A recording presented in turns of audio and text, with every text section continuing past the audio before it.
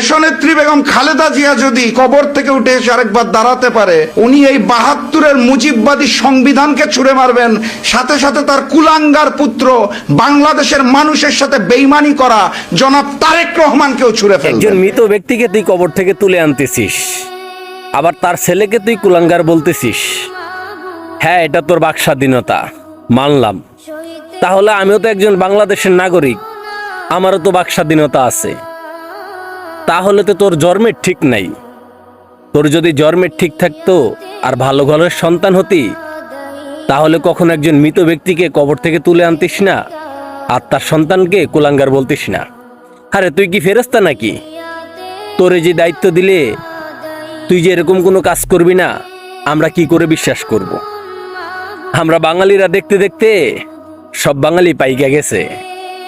বাংলাদেশের মসজিদের ইমামও যদি ধৈর্য না তাকে চেয়ারম্যান মেম্বার বানানো যায়, সেও চুরি করবে। এটা বাঙালি জাত।